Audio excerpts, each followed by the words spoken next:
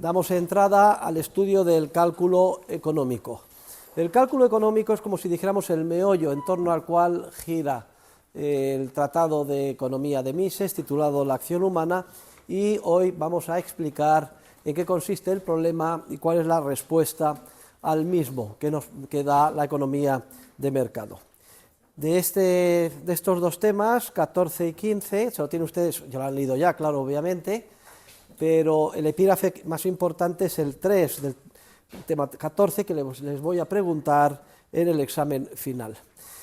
Y dicho esto, pues nos quedaría para la semana que viene voy a ver si empiezo ya con la teoría de los precios. Veremos, tienen ustedes que hacer las lecturas correspondientes a los temas 17, 18 y ya a partir del martes 21, la ley básica de determinación del precio, el tema 19.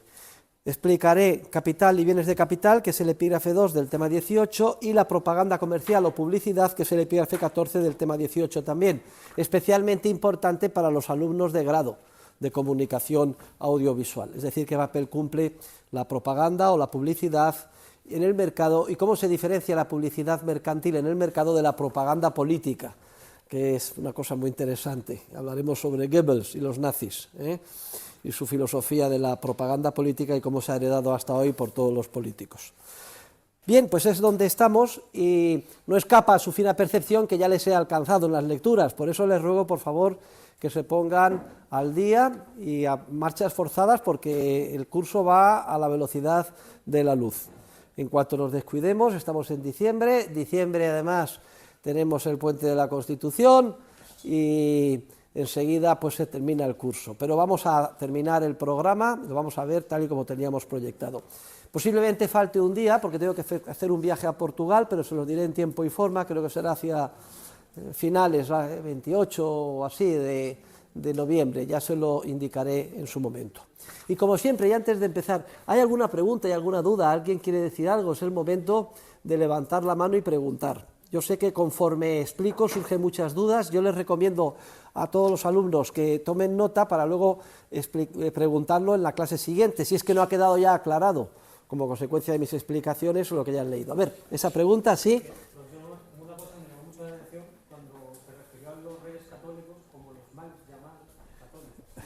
Bueno, eso fue una pulla, pero efectivamente, dígame usted qué persona que presuma de ser católica y misericordiosa decide expulsar de España a los judíos, con el coste que eso tuvo, a condición de que se pudieran quedar en el país los que se convirtieran al cristianismo. ¿Qué es lo que sucedió? Que gran número de ellos solo se convirtieron a la fuerza y de una manera puramente formal, y eso dio lugar pues a décadas, yo diría siglos, de persecución, inquisición, quemas, delaciones públicas.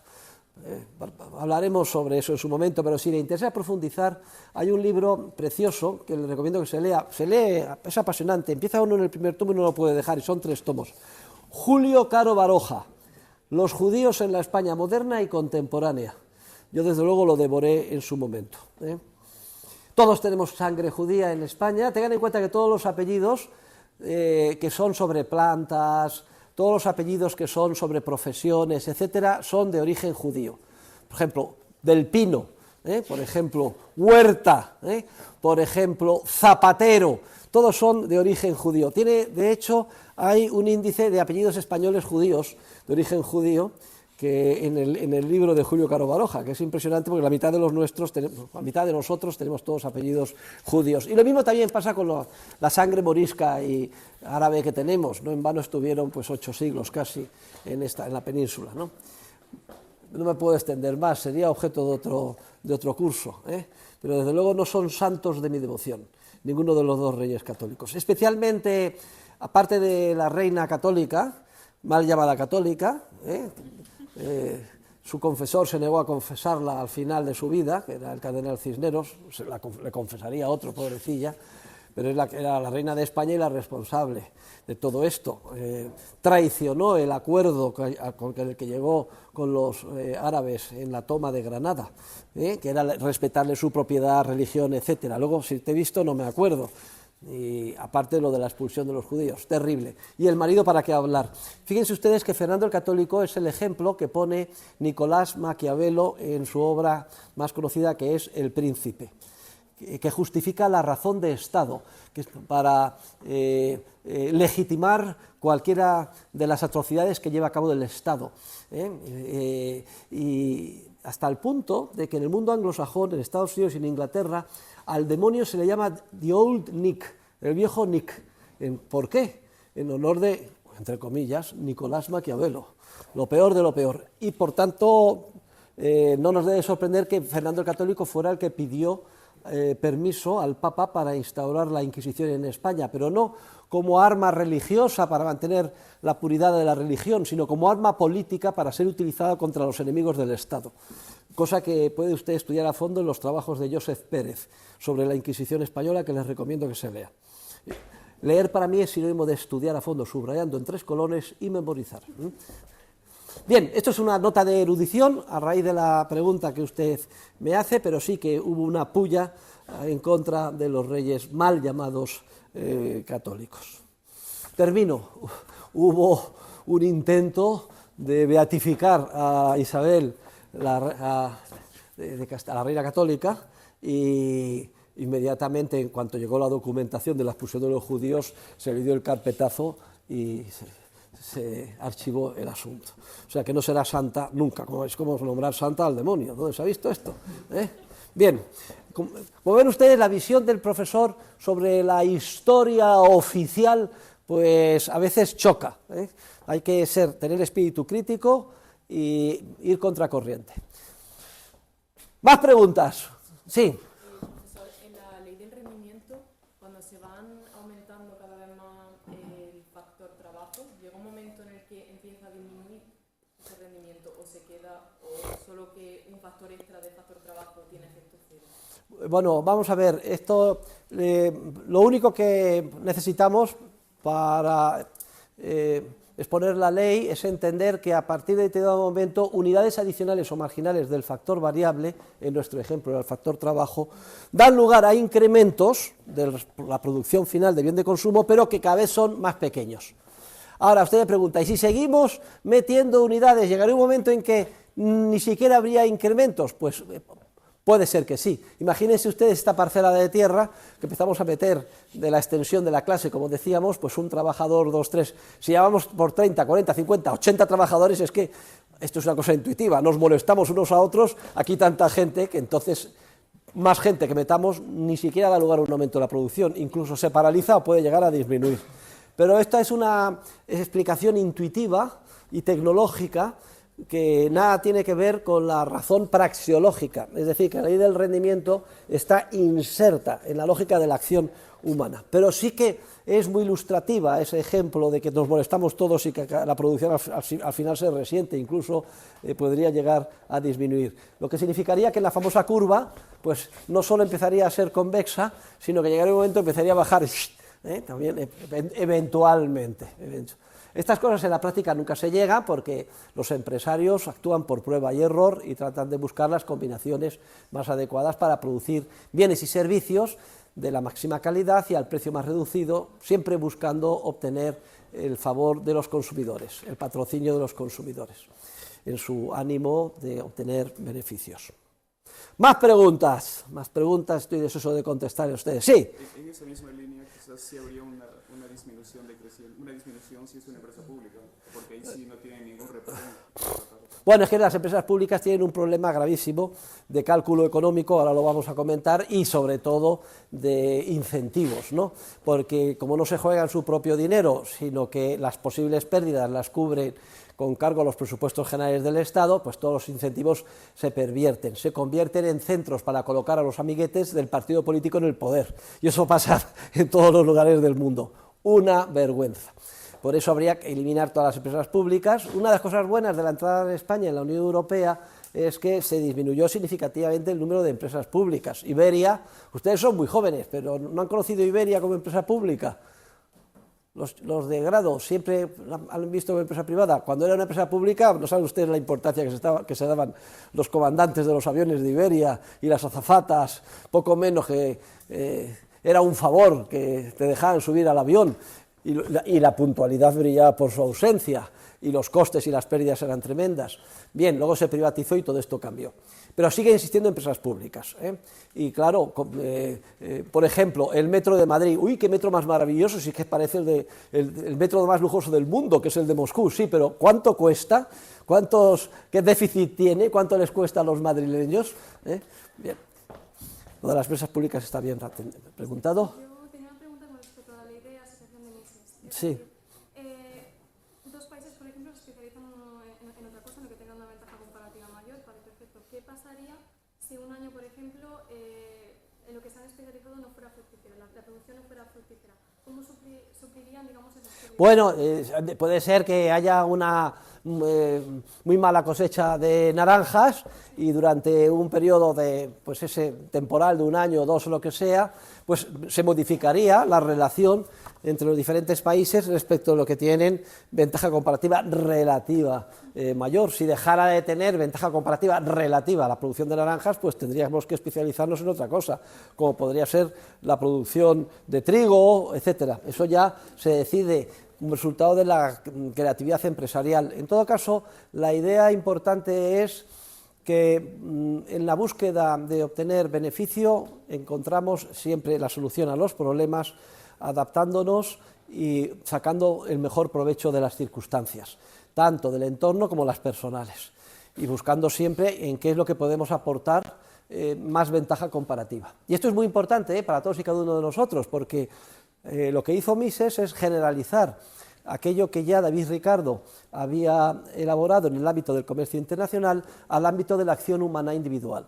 Y cada uno de nosotros, queridos alumnos, queridas alumnas, chicas, queridos alumnos, chicos, el día de mañana en el ámbito profesional es muy importante, y lo verán ustedes, lo llevarán a la práctica, que sepamos adaptarnos con inteligencia y perspicacia y sacar lo mejor de nosotros mismos y procurar encontrar los puestos en los que tengamos más acomodo y más ventaja comparativa, porque tanto más se nos pagará conforme más papeletas solucionemos en la empresa o en el proyecto empresarial en el que desarrollemos nuestra actividad laboral. Y cada uno de nosotros nos conocemos a nosotros mismos. No es que esta ventaja comparativa sea una cosa totalmente dada desde el principio. Es cierto que de manera innata o por vocación cada uno sabe qué se le da mejor o qué se le da peor, etcétera. Pero también desarrollando nuestra actividad profesional a pie de obra vamos puliendo esas capacidades potenciales que tenemos e incluso descubriendo otras que nos eran desconocidas y que sobre el terreno nos damos cuenta, hombre, pues valgo para esto, y esto nos da mucha seguridad, ¿eh? Entonces es importante que seamos, fíjese el ejemplo que les puse ayer, sean siempre personas, miren, con la cabeza bien alta, nunca se desmoralicen, porque incluso las personas que piensen que valen menos, estén más atemorizadas o tengan una autoestima más baja, tienen acomodo en el mercado, en términos de ventaja comparativa relativa, y luego poco a poco pueden ir consolidando esa ventaja comparativa relativa, hacerla cada vez mayor o extenderla a nuevas áreas. Luego tenemos todo un mundo por delante para aportar nuestra valía personal en un proceso en libertad, que es lo importante. En cambio, si resulta que el proceso no es de una economía libre, empresarial y en competencia, sino que es un proceso regulado desde arriba por papá Estado, en el que se asignan a dedo los puestos y las remuneraciones, pues entonces está uno perdido, porque en el momento que le pongan el San Benito de que no vale para nada o que es un pesado, etcétera, pues ya se le bloquea. Y eso es lo que pasa precisamente en las empresas públicas, que se convierte, pues entre otras cosas también, en un conjunto de paniaguaos que se dedican a hacer la pelota al jefe y con unas injusticias tremendas, ¿eh? Se decide a dedo y según las circunstancias. Bueno, iba a poner un ejemplo de política local española, pero no lo voy a poner, de un alto cargo que ha pasado a ser presidente de una asamblea muy importante en el país y que procede de una cantera política local y no tiene ni siquiera estudios superiores. Pero no voy a decir ningún nombre, ¿eh? ¿Esto significa que no vale para eso? No necesariamente, pero de todas maneras, pues se hace bastante cuesta arriba pensar, ¿eh? ¿Y es por qué? Porque son decisiones que se toman a dedo en función del favoritismo político. Bien, más preguntas, más comentarios, no sé si he respondido a lo que usted quería. Vamos a hablar sobre el cálculo económico, esto vamos a poner El bueno de Ángel nos ha puesto aquí, desde luego da gusto ver el catedrático, cómo dominan las nuevas tecnologías. A ver.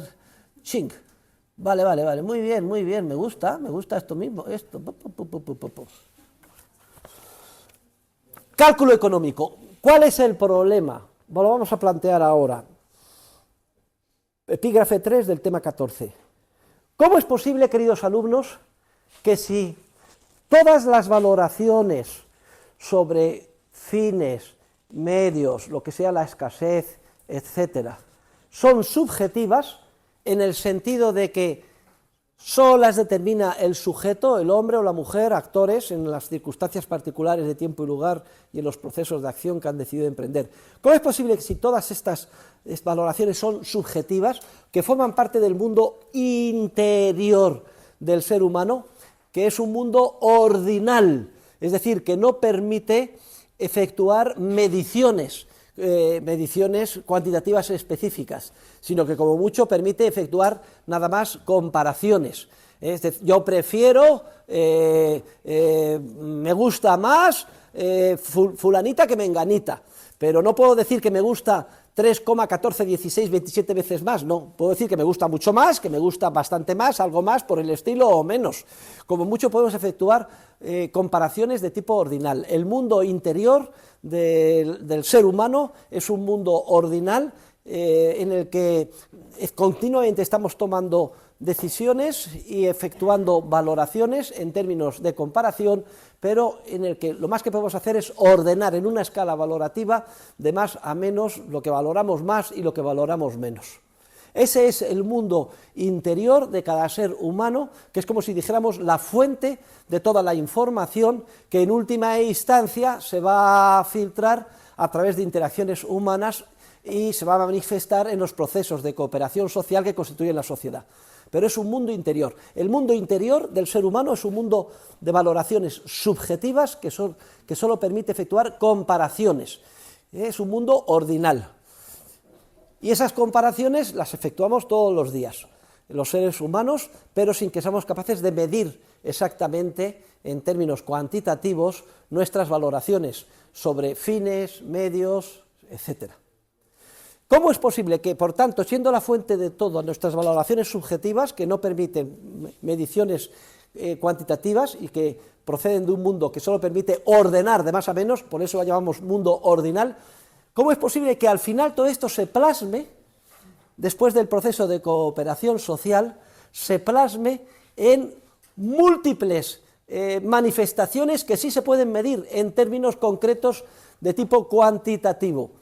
Como por ejemplo los precios en unidades monetarias que pagamos por los bienes y servicios, como por ejemplo los diferentes cómputos o cálculos, de aquí viene lo del cálculo económico, que es lo que estamos queriendo explicar, que efectuamos cuando hacemos un presupuesto. Vamos a ver, ¿tenemos presupuesto para hacer este viaje? ¿Que vamos a hacer este puente que empieza mañana en Madrid? Venga, ¿de qué dinero disponemos? Tanto. ¿Y cuánto nos va a costar el hotel, el transporte, la gasolina? Y hacemos un cómputo y al final tenemos un resultado numérico concreto. Vemos, por tanto, una manifestación en el mundo exterior en términos cuantitativos concretos, en términos de precios, en términos de números, a la hora de efectuar un presupuesto, o a la hora de mirar para atrás si hemos ganado o perdido en un proyecto empresarial, utilizando la contabilidad financiera, de la que también hablaremos en clase, con motivo del estudio de este tema.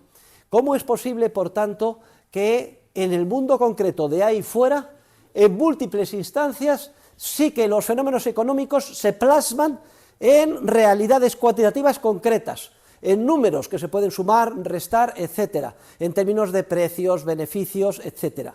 El mundo exterior de ahí fuera sería, por tanto, un mundo cardinal. Es lo que decimos ahí a la derecha, que permite la suma, la resta, la multiplicación y la computación en términos numéricos. El problema del cálculo económico, por tanto, es entender cómo y a través de qué procesos se pasa del mundo interior de valoraciones subjetivas, que no permite efectuar mediciones específicas, como mucho comparaciones, que por tanto es ordinal, al mundo exterior de los cómputos numéricos. porque cogemos la prensa o nos metemos en internet y sabemos exactamente la cotización en euros de las acciones del Banco de Santander, como cuando han cerrado esta mañana el mercado bursátil. O salimos y sabemos exactamente el precio en euros que nos cuesta el metro o el autobús, si es que ya no lo han declarado gratis a todo el mundo, yo no lo sé, porque aquí como esto es una carrera para declarar y subsidiar a todo el mundo, o el precio en euros de lo que nos cuesta comer, y así sucesivamente. ¿Cómo es posible pasar de ese mundo interior al mundo exterior? Y lo que vamos a hacer es explicar cómo es posible tal cosa. Vamos a explicar como si dijéramos el puente que conecta o hace posible pasar del mundo de nuestras valoraciones subjetivas ordinal al mundo exterior de los cómputos numéricos al que estamos acostumbrados continuamente en nuestra vida económica diaria. Y ese puente, queridos alumnos, está constituido por dos instituciones históricamente contingentes. Quiere decir que no hay ninguna garantía de que ese puente exista siempre, sino que solamente existe si, como resultado del proceso espontáneo de cooperación social, se permite que surjan dos instituciones esenciales para la civilización y que se mantengan o no dependen de que no sean boicoteadas, explotadas, manipuladas o distorsionadas desde fuera por parte del ser humano y concretamente por parte del Estado. ¿Cuáles son las dos instituciones que constituyen el puente que hace posible la conexión entre el mundo interior de las valoraciones subjetivas y el mundo exterior de los cálculos o cómputos numéricos? Bueno, pues la primera de esas instituciones son precisamente la sociedad basada en vínculos contractuales, es decir, los intercambios voluntarios. Todo el proceso de intercambios voluntarios con sus implicaciones que hemos explicado en la clase de ayer.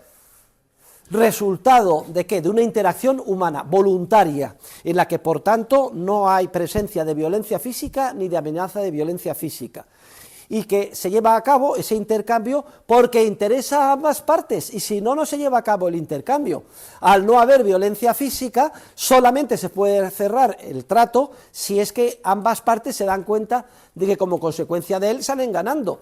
Y yo me caso con mi mujer porque pienso que salgo ganando, en forma de ¿qué? Pues de la satisfacción de tener una persona, una compañía, la complementariedad, etcétera. Y a ella le pasa lo mismo. Y si no hay violencia física, si no nos damos cuenta que ambos salimos ganando y creemos en el proyecto vital de sacar adelante ese matrimonio, no nos casamos, simplemente, porque es un contrato voluntario. Pero lo mismo pasa en cualquier otro de los contratos, incluso los más prosaicos que se llevan a cabo continuamente en el mercado, en una sociedad de vínculos contractuales en los que exista libertad y no se lleve a cabo la coacción institucional.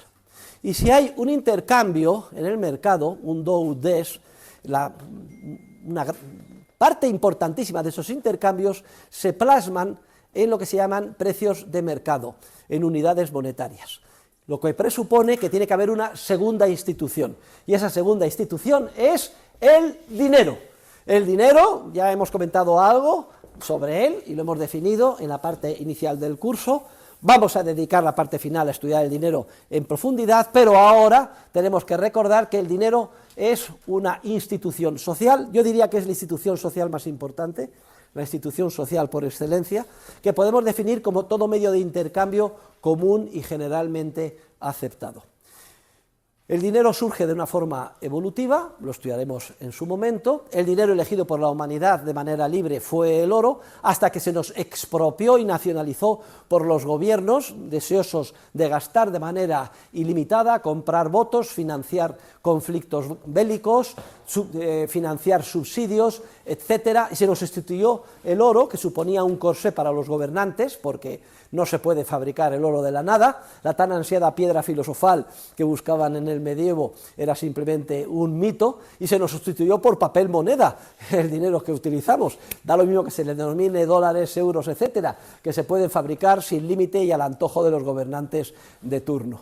Pero el caso es que el dinero, en términos abstractos, praxeológicos o económicos, como medio de intercambio generalmente aceptado, soluciona un gravísimo problema que plantea el cambio directo cuando no se utiliza dinero, que también se le denomina trueque, y es el problema de la doble coincidencia de necesidades. Es decir, que si no hay dinero, efectivamente yo podré cerrar un trato con otra persona, voluntario, siempre y cuando yo me dé cuenta que lo que tiene la otra persona lo valoro más que lo que yo tengo, cosa que obviamente sucede en un entorno, como hemos visto, de división del conocimiento y en función de la ley de la utilidad marginal, cada uno prácticamente no valora en nada aquello que tiene en abundancia, que es lo que produce, y valora muchísimo aquello de lo que carece y tienen los demás. Y a los demás le pasa lo mismo. Pero si no hay dinero, se tiene que dar la circunstancia de que precisamente la otra persona le pase lo mismo, en sentido contrario, pero que ella necesite lo que tengo yo, y eso no tiene por qué darse, porque tiene esa doble coincidencia de necesidades. Yo necesito leche, voy al lechero, y yo soy fabricante de zapatos, pero el lechero no necesita zapatos, lo que necesita es mantequilla. Tendría que buscar a un lechero que necesitara zapatos, y el trueque plantea un grave problema de doble coincidencia de necesidades. A ver, ¿quién ha coleccionado cromos de pequeño en el colegio? Y da lo mismo que fueran de películas, de futbolistas, etcétera. ¿Y qué hacíamos con los cromos que teníamos repetidos? Pues íbamos al cole, o en el autobús, o donde fuera, y nos llevábamos nuestros cromos repetidos, y nos poníamos en contacto con otros chicos o chicas que también tenían cromos repetidos, y los íbamos buscando. Dice, lo tengo, ¡ay, este me falta! Ah, pues venga, a ver si te lo cambio. ¿Y qué hacía el otro? Lo mismo conmigo, a ver si se daba la circunstancia o la casualidad de que yo tuviera a alguno que no tuviera él, y entonces sí, cerrábamos el trato. Ahí se queda perfectamente ilustrado el problema de doble coincidencia de necesidades que plantea el trueque. Pero si existe dinero, este problema queda completamente solucionado, porque entonces podemos comprar o vender utilizando unidades monetarias. Da lo mismo que el lechero no quiera zapatos, porque como le voy a pagar en dinero, él con dinero podrá luego adquirir lo que estime conveniente sin ningún problema. Luego el dinero plantea la solución definitiva al problema de la doble coincidencia de necesidades y permite la multiplicación exponencial de los intercambios. Pero no solo esto, sino que además permite que en cada intercambio se fije un precio de mercado. Vamos a denominar precio de mercado a toda relación histórica de intercambio en términos de unidades monetarias. Por ejemplo, que esta mañana se compró una acción del Banco de Santander a 6 euros la acción. Por ejemplo, que una barra de pan la puedo comprar por 1 euro. Por ejemplo, que un litro de leche son 2 euros. Y así sucesivamente. Quedan reflejados cada día en millones, miles de millones de transacciones que efectuamos los seres humanos en toda la humanidad. Quedan reflejados y millones de precios de mercado. Como relaciones históricas, ojo, en relación con transacciones o intercambios voluntarios concretos, producidos en lugares específicos, es decir, unas coordenadas de tiempo y lugar dados. Esta mañana en tal mercado, en tal sitio. Se fijan unos precios en unidades monetarias. Y si hay intercambios voluntarios y dinero, entonces todos los intercambios voluntarios que se plasman en el mercado se quedan reflejados en términos de precios de mercado. Y ahí los precios de mercado ya que sí que son cifras cuantitativas concretas, ya sí que son cifras que podemos utilizar los seres humanos como puntos de referencia o información de referencia a la hora de ayudarnos a emprender, culminar y tratar de lograr el éxito en todas y cada una de las acciones que emprendemos o llevamos a cabo. Quiere decir que esos datos del pasado, decía Mises que los precios de mercado son como los copos de nieve, son realidades que llegan, pero que cuando caen al suelo enseguida se derriten, pero conllevan una información muy potente. A ver, los alumnos de comunicación audiovisual, el precio de mercado comunica o transmite una información de una manera potentísima y además de una manera súper resumida y que ayuda y potencia enormemente las posibilidades de que todos y cada uno de nosotros logremos mejor los fines que nos proponemos en nuestra vida. Porque efectivamente, con los datos que tenemos del mundo exterior, y aunque no haya ninguna garantía de que esos precios se repitan mañana, sí que a efectos prácticos utilizamos esos datos para enfrentarnos cada día a que es un nuevo amanecer, a las tareas del mismo. Y sabemos que más o menos el autobús nos costará pues 1 euro, lo que sea, y llevamos el dinero ahí, y que con llevar 5 euros a la facultad es suficiente porque me podré comprar el bocata, etcétera. Cada uno se organiza su vida utilizando los datos cuantitativos del pasado que ha conocido y que reinterpreta cara al futuro pensando, bueno, esto más o menos no cambiará muy significativamente, o sí. Hay datos, oye, que resulta que hay una huelga y va a subir el precio de la leche al triple, entonces tengo que llevar más dinero o no tomo leche, etcétera. Da lo mismo, o sea, el dato del pasado, interpretado empresarialmente cara al futuro, respecto de sus posibilidades de mantenimiento dentro de un margen mayor o menor, o de cambio radical por la información nueva que pueda surgir, una mala cosecha, una guerra, etcétera, y utilizamos los datos numéricos que surgen cada día en forma de precios de mercado, numéricos en términos de unidades monetarias, como si dijéramos la materia prima imprescindible que nos permite enfrentarnos al futuro, en términos de hacer presupuestos sobre el mismo y de evaluar cara al pasado si nuestra acción ha tenido o no éxito. Y esa estimación en términos de precios de mercado sobre las diferentes alternativas, el valor de las diferentes alternativas que se abren al actor, sobre los diferentes presupuestos que tenemos unos u otros a la hora de elegir una vía u otra de acción, y también sobre el análisis retrospectivo cara al pasado, sobre si hemos actuado bien o mal, esa evaluación o juicio estimativo en términos de precios de mercado sobre las diferentes alternativas cara al futuro o los diferentes proyectos de acción que hemos culminado cara al pasado, a ese juicio valorativo en términos de precios de mercado de las diferentes alternativas que se abre al actor, es a lo que denominamos precisamente cálculo económico.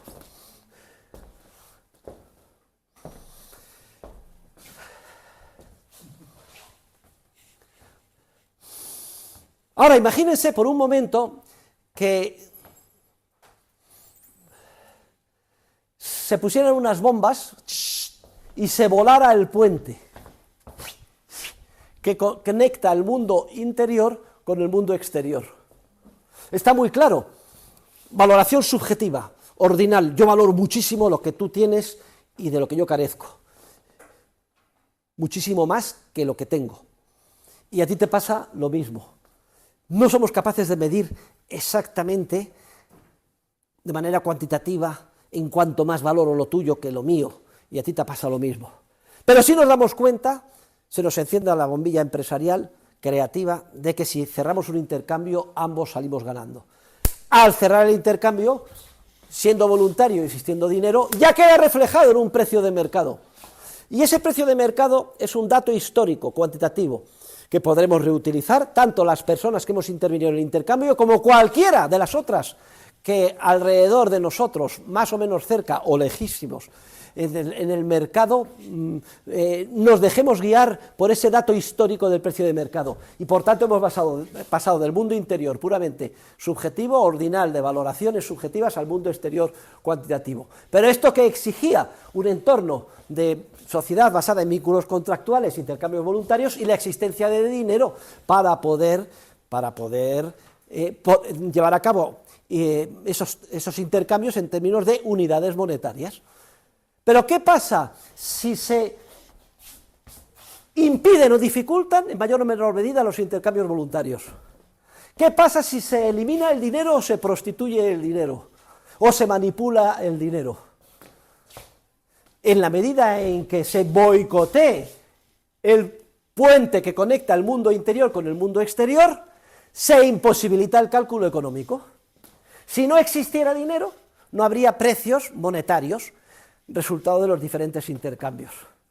Si los intercambios voluntarios no existieran y todos fueran forzados, tipo esclavitud, tampoco quedarían reflejadas las relaciones históricas de intercambio. Y si no existe ninguna de las dos cosas, todavía peor. Es decir, si no hay intercambios voluntarios y tampoco dinero, que es el mundo ideal de los marxistas, entonces ya no existe ningún tipo de puente que conecte el mundo interior con el mundo exterior. En ese caso, se imposibilita de todo el cálculo económico. El cálculo económico, insisto, es una guía de inmenso valor a la que no puede renunciar el ser humano para hacer posible la consecución de nuestros objetivos y fines en la vida. Y sin cálculo económico, queridos alumnos, actuamos completamente a ciegas en el mercado. Claro, no nos podemos imaginar esto porque estamos tan acostumbrados y habituados a funcionar en un entorno en el que existen precios, unidades monetarias y precios de mercado y podemos calcular, que no nos damos cuenta de un mundo en el que no fuera posible el cálculo económico.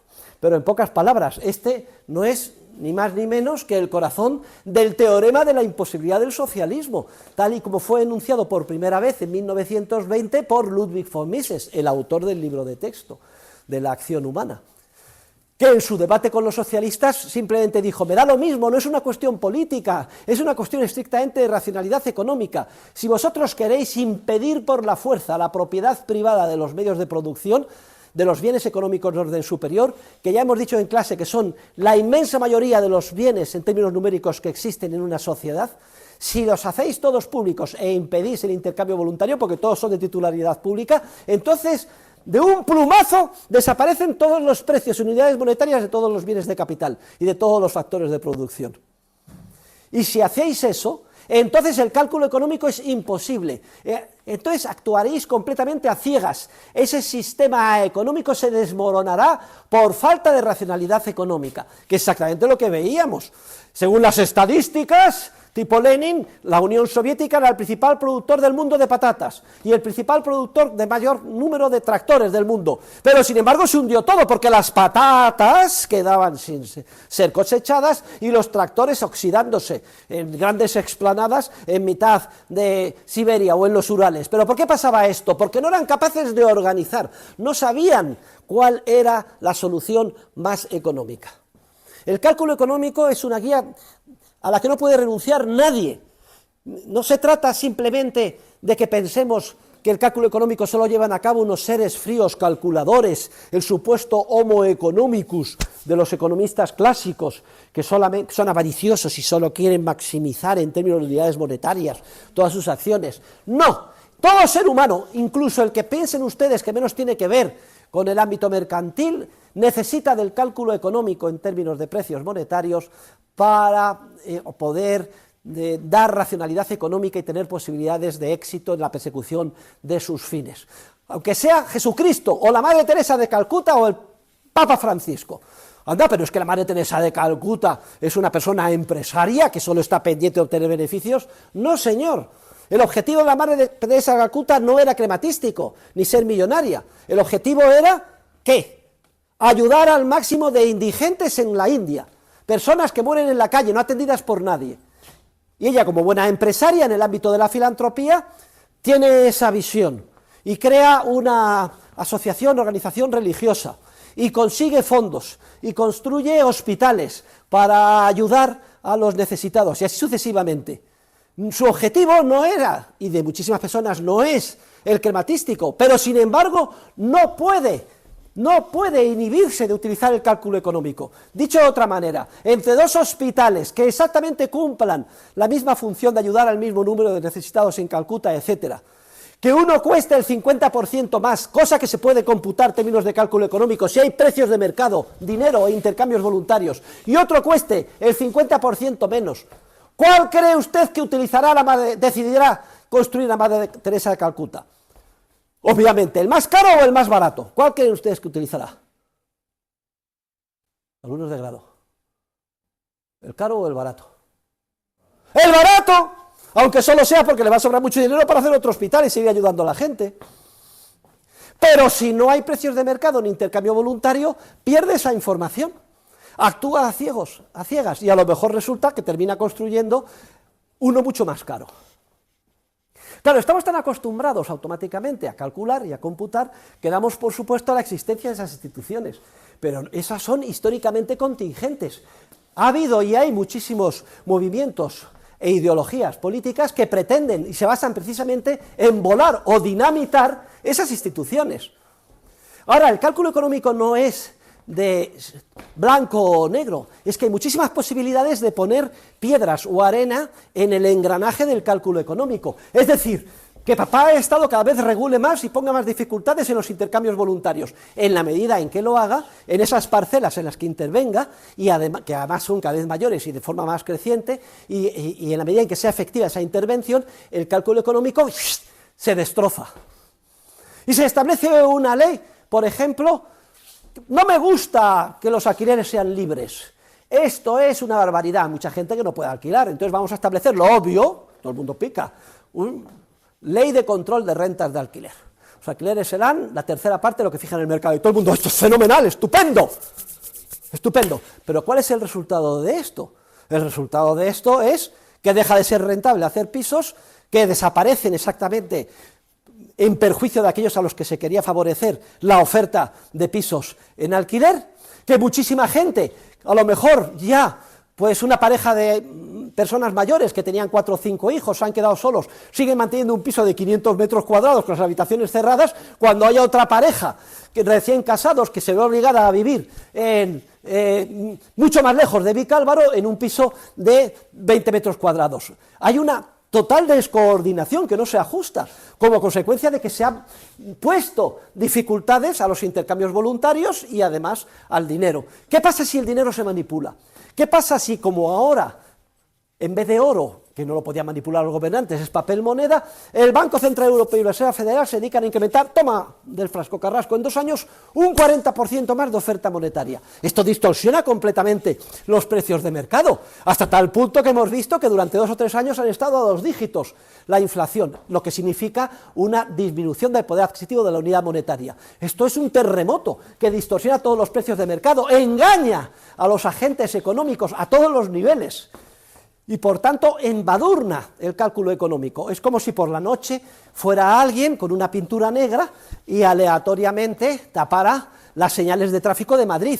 Al día siguiente un caos circulatorio tremendo. Pues esto es una ilustración o un ejemplo pequeño de toda la distorsión que se ha producido. Luego les quiero decir, no se trata solo de que podamos imaginar que se dinamiten esas 2 instituciones históricamente contingentes y desaparezcan del todo, lo cual sería una tragedia social, y lo hemos visto en los países de la extinta Unión Soviética y en los sistemas comunistas que siguen existiendo con carácter marginal en Corea del Norte, Cuba o Venezuela. Vayan ustedes a esos países a ver qué es lo que pasa. Es el ejemplo, la quinta esencia de lo que es un sistema en el que no hay cálculo económico. Es que además en las llamadas economías occidentales o de mercado, mal llamadas porque no lo son, papá Estado cada vez interviene más manipulando el dinero y regulando y dificultando los intercambios voluntarios. Y esto tiene un coste tremendo en términos de disminuir el cálculo económico, que llevamos a, no solo disminuir, dificultar, empobrecer, introducir todo tipo de distorsiones en el cálculo económico que los seres humanos llevamos a cabo en detrimento de las posibilidades de alcanzar nuestros objetivos.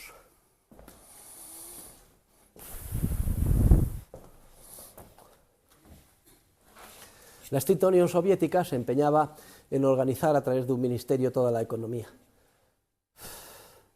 Hacía lo que se llamaba un plan quinquenal, el Gosplan, donde se decidía por unos funcionarios qué hay que producir, cómo y para quién en todas las empresas, y se asignaban los trabajadores a esas empresas, etc. Estaba prohibido en un sistema comunista que existieran bienes de propiedad privada, bienes de capital de propiedad privada, por tanto no había mercado, ni intercambio de los mismos, ni precio. El caos organizatorio era increíble, una cosa. Y eso es lo que determinó que se desmoronara la Unión Soviética. ¿Y saben ustedes por qué no se desmoronó antes?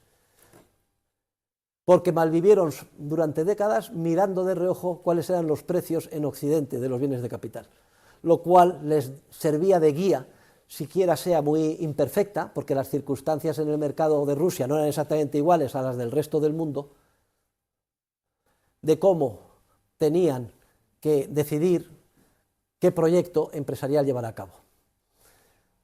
Mises pone el ejemplo de, se plantea cualquier problema, por ejemplo, llevar el agua a Madrid. Desde el punto de vista tecnológico hay 100 posibilidades distintas, porque se puede hacer el canal de Isabel II creando unos embalses en la sierra, se pueden poner desalinizadoras, se pueden traer el agua de otro sitio, 100 alternativas distintas. Si existen precios de mercado y libertad de intercambio de los bienes de capital, ya tenemos una guía igual que la tenía la Madre Teresa de Calcuta, elegiremos la más barata. Pero si no existen, ¿qué sistema vamos a elegir de las múltiples posibilidades tecnológicas disponibles? Existen miles y miles de formas distintas de elaborar o fabricar este ordenador. Y podemos hacer los componentes de sílice, Silicon Valley, o lo podemos hacer de plata, los podemos hacer de oro, que además conecta perfectamente las señales eléctricas, etc. Pero ¿cuál elegimos? Obviamente a nadie se le ocurre que sean de oro. ¿Por qué? Porque el oro es muy caro. ¿Pero cómo sabemos que el oro es muy caro? Porque hay intercambios voluntarios de dinero y precios de mercado. Si no, no sabríamos que el oro es muy caro. Actuaríamos completamente a ciegas. Y por eso se desmoronó. Y no es posible que funcione un régimen en el que no haya propiedad privada de los bienes de capital, intercambio voluntario y dinero. Ese es el teorema de la imposibilidad del socialismo, que no es un tema de tipo político, es un tema estrictamente científico, de la ciencia económica, tal y como fue descubierto, elaborado por Ludwig von Mises a partir de los años 20 del siglo pasado. ¿Y por qué no funcionan las empresas públicas? ¿O por qué no funciona el ejército? ¿Dónde está? ¿Está el mayor catediano? No ha venido hoy. Bueno, es que hay una tesis doctoral fenomenal del teniente coronel de la Legión, que es una tesis que le dirigí yo sobre cómo privatizar el ejército, que es una maravilla, porque como él se dedicó a toda su vida al ejército, sabía perfectamente, pues todos los problemas de cálculo económico que tiene el ejército, que solo sabe hacer las cosas a lo bestia. Pero los problemas, ¿por qué? ¿Por qué no funciona? Pues problemas de cálculo económico, se lo ordena y mando en un cuartel, pues problemas de cálculo económico, y actúan a ciegas y solo saben, pues eso, lo que son las estadísticas y las más burdas, lo más burdo que es, como por ejemplo la guerra del Vietnam, el incentivo cuál era, nada más contabilizar vietcongs muertos cada día, y eso es la estadística que venía, 150 vietcongs, estadísticas burdas, pero todo el tema sutil para ganar una guerra se perdía por falta de cálculo económico. Por eso tuvieron en jaque los guerrilleros españoles, liderados por Viriato, a las legiones romanas durante décadas, y no eran capaces las legiones romanas de acabar con la guerrilla, invento español, por cierto, que es la guerra privada frente a los ejércitos públicos. Y solo lograron los romanos prevalecer sobornando a algunos para que asesinaran a Viriato. Todos son problemas de cálculo económico. A mí me gustaría enormemente que la clase de hoy sirviera para que fuéramos conscientes de la importancia enorme que tiene el cálculo económico, para que se despertara en nosotros la trascendencia de esas dos instituciones. ¿Por qué? Porque estamos tan habituados a computar en términos numéricos que pensamos que esto es algo que hay que dar por supuesto y que siempre ha estado ahí. Y no, señor, no ha estado siempre ahí. Y además depende o está pendiente de un hilo. Y está continuamente amenazado por la revolución del Estado y por la manipulación del dinero. Y nos jugamos que la civilización se mantenga y que siga avanzando a que sea posible el cálculo económico no distorsionado en un entorno de dinero no manipulado y de intercambios voluntarios no distorsionados por la coacción sistemática del Estado. Bueno, y entonces ahora, ¿qué es lo que vamos a hacer? Bueno, pues la semana que viene voy a explicar los estados contables más importantes, que son el balance de situación y la cuenta de pérdidas y ganancias, porque yo creo que todos ustedes, el que más o el que menos, tiene que tener un barniz al respecto. Y ahora vamos a terminar la clase resumiendo, recapitulando lo que acabamos de ver. ¿De acuerdo? Bien. Miren, recuerden que decíamos que los intercambios podían ser intrapersonales o interpersonales, que los interpersonales voluntarios o coactivos, y que los intercambios voluntarios pueden ser directos, que es el trueque, en el que se plantea el problema de la doble coincidencia de necesidades, o utilizando dinero, que son los intercambios indirectos, que son los que permiten multiplicar exponencialmente las relaciones humanas de intercambio, las interacciones humanas. Y precisamente por eso el dinero, queridos alumnos, es la institución social por excelencia. Porque mientras que nos surge el dinero, no multiplicamos exponencialmente casi hasta el infinito las interacciones humanas, y es en el crisol de esa multiplicación de interacciones humanas donde se va depurando el lenguaje que hablamos, donde se van depurando las normas morales, donde se van depurando y descubriendo el derecho. Fíjense, poderoso caballero es don dinero. El tan denostado dinero resulta que es la institución social clave que nos permite hacer avanzar la civilización y desarrollar el resto de las instituciones que hacen posible la misma. Porque si no existiera dinero, seguiríamos en una economía de mera subsistencia, viviendo en caseríos dispersos y como mucho teniendo un contacto una vez al año en un mercado para cada uno intercambiar vía trueque lo que le sobrara en forma de leche, quesos, etcétera, o lograr casar a la hija con algún vecino de otro caserío. Como mucho, como hemos estado durante siglos y milenios. Pero en cuanto ha surgido el dinero, se han multiplicado hacia el infinito los intercambios y es ahí donde se ha fraguado el descubrimiento del resto de las instituciones, incluyendo el lenguaje, que de pasar a hablar una serie de dialectos puramente de valle o puramente locales, va asintóticamente confluyendo a un lenguaje tipo castellano, hablado por 600 millones de personas, el inglés hablado por 1.000 o 2.000 millones de personas, y así sucesivamente. El cambio directo lo tienen ustedes aquí, es un ejemplo de cambio de mantequilla por camisa, se plantea el problema de la doble coincidencia de necesidades, pero el cambio indirecto, cuando se utiliza dinero, se soluciona ese problema.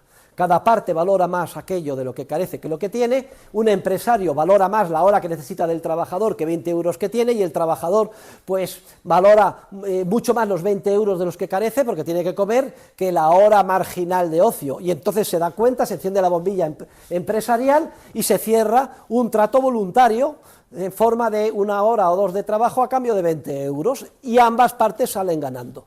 Y hay, gracias al conocimiento que hemos adquirido, la ley de la utilidad marginal y la ley de la división del conocimiento y de la especialización, cada uno se especializa en un ámbito cada vez más concreto, produce muchas unidades en ese ámbito, y la ley de la utilidad marginal, ¿qué hace? Que no se valore prácticamente nada de lo que yo tengo y sin aquello de lo que carezco, y existiendo dinero, ¿qué es a lo que lleva esto? Pues esto es como un imán inmenso que nos lleva a cerrar tratos. Y esto es lo que explica la sociedad, que estemos juntos y estemos intercambiando en un entorno de vínculos contractuales. No es que el ser humano por nacimiento sea sociable, es que estamos ontológicamente hechos de tal manera que ley de la utilidad marginal, ley de la división del conocimiento, etcétera, que nos lleva inexorablemente a darnos cuenta empresarialmente que ganamos si en vez de matar al otro cooperamos con él pacíficamente realizando intercambios voluntarios en un entorno de vínculos contractuales y existiendo dinero.